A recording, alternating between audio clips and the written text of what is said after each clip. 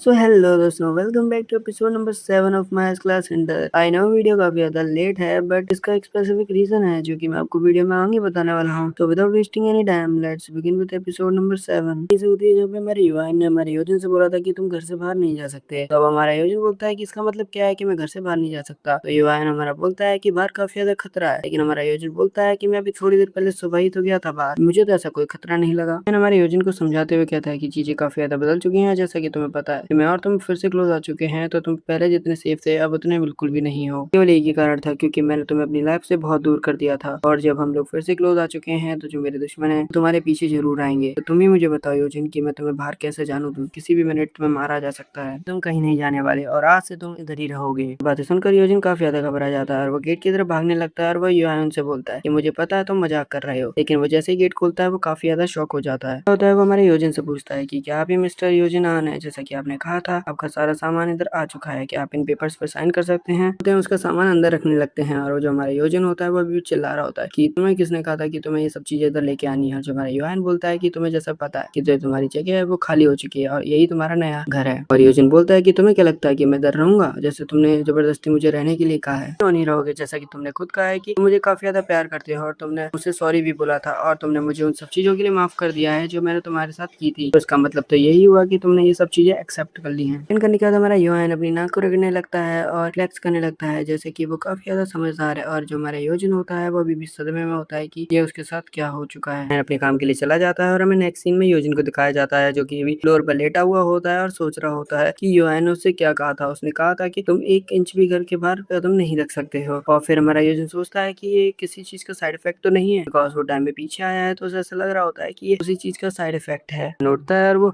बोलता है कि ये लेटने का समय बिल्कुल भी नहीं है। और वो फिर अपना जरूरी सामान पैक करने लगता है और कहता है युवान के आने से पहले मैं इधर से निकल जाता हूँ, नहीं तो मैं पूरी जिंदगी के लिए इधर ही लॉक हो जाऊंगा। बट वो जैसे गेट खोलता है उधर उसे एक आदमी देखने को मिलता है जिसे जरूर हमारे युवान ने रखा होगा, जिससे कि योजन वहां से भाग नहीं जाए। और फिर वो आदमी हमारे योजन से पूछता है कि क्या तुम्हें मेरी कोई मदद चाहिए। और उस आदमी को देखकर हमारा योजन इतना घबरा जाता है कि वो ढंग से बोल भी नहीं पा रहा होता। वो उससे बोलता है हेलो। बाद हमें इस आदमी के बारे में बताया जाता है जो कि ए रैंक हंटर होता है और ये भी हाई ऑन गिल्ड से होता है, जिससे हमारा यूआईन है और इसके पास काफी ज्यादा अच्छी डिफेंसिव और पावरफुल स्किल्स हैं, जिसकी वजह से वो हमारे यूआईन का राइट हैंड मैन भी है। उससे बोलता है कि क्या तुम मुझे इधर से जाने दे सकते हो। फिर हमारा शोगुन किम बोलता है कि नहीं, मैं तुम्हें यहाँ से नहीं जाने दे सकता, क्योंकि मुझे गिल्ड मास्टर से ऑर्डर मिले हैं कि तुम्हें इधर ही रखा जाए। लेकिन हमारा यूजिन सोच रहा होता है कि मेरा भाई इतना ज्यादा सीरियस था कि उसने मुझे गार्ड करने के लिए एक ए रैंक हंटर को उधर छोड़ दिया। लेकिन हमारा यूजिन सब चीजों से नहीं डरता कि वो एक ए रैंक हंटर है या फिर कुछ और है। वो अभी भी जिद कर रहा होता है और वो बोलता है कि मैं ज्यादा देर के लिए नहीं जा रहा हूँ, प्लीज मुझे तुम जाने दो। और फिर वो उससे ये भी बोलता है कि तुम्हें क्या ही फर्क पड़ता है कि मैं बाहर चले जाऊँ। और ये सुनकर हमारे शोगुन किम का दिमाग खराब हो गया होता है और वो यूजिन के कंधे पे हाथ रखता है और वो बोलता है कि मैं तुम्हें कुछ चीजें साफ कर देना चाहता हूँ, अगर तुम अंदर नहीं गए तो मुझे फोर्स का यूज करना पड़ेगा तुम्हें अंदर करने के लिए। और ये सब कुछ सुनकर हमारा जो योजन होता है वो कांपने लगता है और डर जाता है। हमारे योजन को बिल्कुल ऐसा लग रहा होता है जैसे उसकी बॉडी को किसी ने कुचल कर रख दिया हो। और फिर वो बोलता है कि केवल एक हाई रैंक हंटर ही एक इतनी डरावनी वाइब को क्रिएट कर सकता है। हमारे योजन को काफी ज्यादा हेल्पलेस फील हो रहा होता है और उसे ऐसा लग रहा होता है जैसे कि वो शिकारी के सामने एक शिकार की तरह है। लेकिन थोड़ी देर बाद ही हमारे योजन को रियलाइज होता है कि उसे अब उतना डर नहीं लग रहा है जितना उसे पहले लग रहा था, बिकॉज उसकी एक स्किल जिसका नाम है जस्ट फियर वो एक्टिवेट हो जाती है और वो उसे उतना डर नहीं लग रहा होता।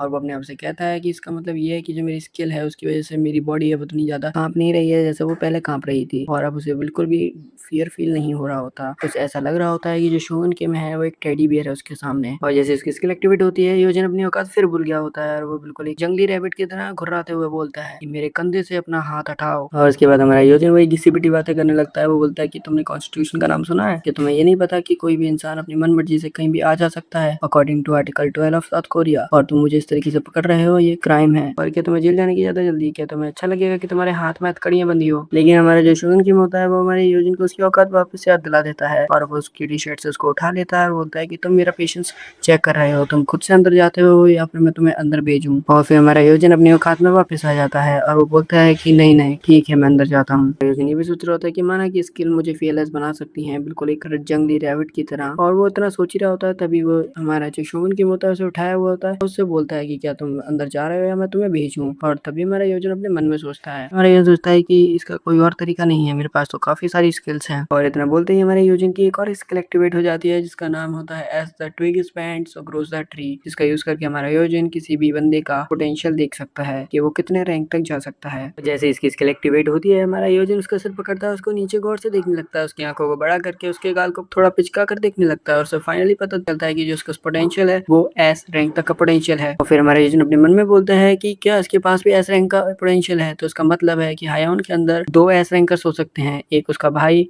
और एक शोगुन किम। और फिर हमारा योजन बोलता है कि ये बिल्कुल वेस्ट होगा अगर ये अपने पोटेंशियल को अनलॉक नहीं कर पाया, क्या मैं अपनी कोई स्किल का यूज करके इसकी हेल्प कर सकता हूँ। और अब हमारा शोगुन किम अभी भी कंफ्यूज होता है कि जो हमारा योजन है वो कर क्या रहा है। और जब हमारा योजन अपनी कस्टोडियन विंडो के अंदर देखता है तो उसे देखने को मिलता है कि जो हमारा शोगुन किम है वो उसकी कस्टडी में नहीं है। सो पहले उसे अपनी कस्टडी में लेना होगा, उसके बाद वो सुपर नैनी स्किल का यूज करके उसके पोटेंशियल को अनलॉक कर सकता है। और ये सब कुछ देखने के बाद हमारे योजन को काफी ज्यादा रिलीफ होता है और वो बोलता है कि चलो ठीक है, मैं अभी भी उसके पोटेंशियल को अनलॉक कर सकता हूँ। और ये सब कुछ करने के लिए मैं उसको अपनी बालकनी के अंदर लेकर के आऊंगा और मुझे पता है कि वो कॉपरेट करेगा और फिर मैं उसे अपनी कस्टडी के अंदर लेकर के एक न्यू एस रैंकर को अनलॉक करूंगा और उसके बाद मैं बाहर जा सकता हूँ। लेकिन हमारा योजन अब ये सोच रहा होता है कि मैं इस इंसान से वो कीवर्ड्स कैसे कहूँ, लेकिन हमारा योजन वो कीवर्ड फिर भी बोल देता है। वो बोल देता है आई लव यू, और जिसे सुनकर हमारे शोगुन किम थोड़ा सा अजीब सा मुंह बना लेता है और वो पूछता है कि इसका क्या मतलब है मिस्टर हान। और उसके बाद हमारा योजिन बोलता है कि मेरे को ध्यान से देखो मिस्टर किम। फिर हमारा योजिन साइन लैंग्वेज के अंदर हमारे शोगुन किम को समझाने लगता है कि वो उससे आई लव यू कह रहा था, जिसे देखकर हमारे शोगुन किम काफी अजीब से मुंह बनाता है। उसके बाद हमारा शोगुन किम हमारे योजिन को अंदर फेंक देता है और बोलता है कि शब्दों से भी ज्यादा बेकार चीज है, तुम अंदर ही बैठो। और फिर हमारा योजिन काफी ज्यादा निराश हो जाता है। वो बोलता है कि मुझे कीवर्ड को बदलना पड़ेगा। तब तक हमारा योहान भी घर पे आ जाता है और वो बोलता है कि मैं घर पे आ गया। और वो योजिन से पूछता है कि तुम्हारा दिन कैसा रहा। और फिर हमारा योजिन बोलता है तुम्हें क्या लगता है कि मेरा दिन कैसा रहा।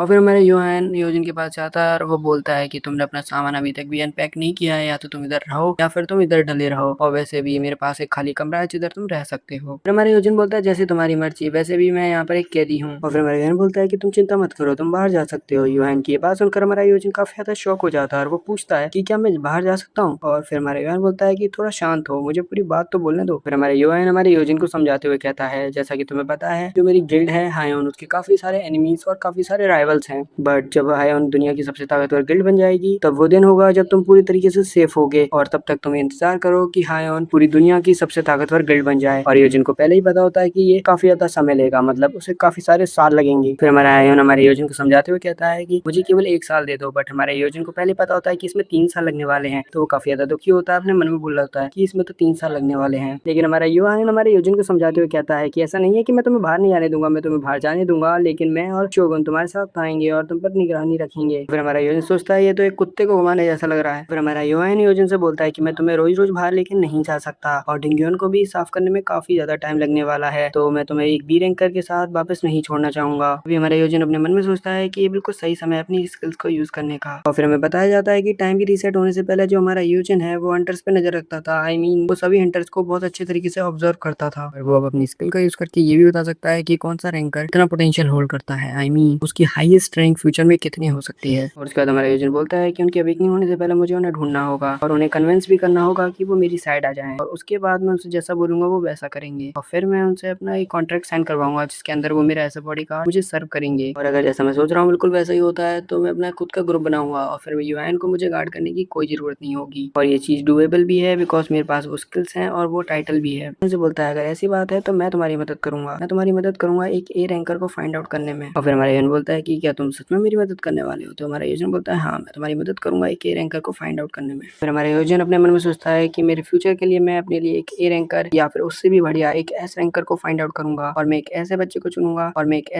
चुनूंगा जो काफी ज्यादा सीधा साधा हो और मेरे साइड जल्दी से आ जाए। और इस सब कुछ करने के लिए मैं चिकनी चुपड़ी बातें करूंगा। जब हमारा सीन शिफ्ट होता है हमें एक गली का सीन दिखाया जाता है जिधर एक लड़का खड़ा होता है। शायद ये वही लड़का है जिसको हमारा योजन आगे जाकर के कन्विंस करने वाला है। ये था हमारा एपिसोड नंबर 7। मैं मिलता हूँ आपको एपिसोड नंबर 8 के अंदर। Till then take care, love you all, and video को लाइक, चैनल को सब्सक्राइब करना बिल्कुल भी मत भूलना।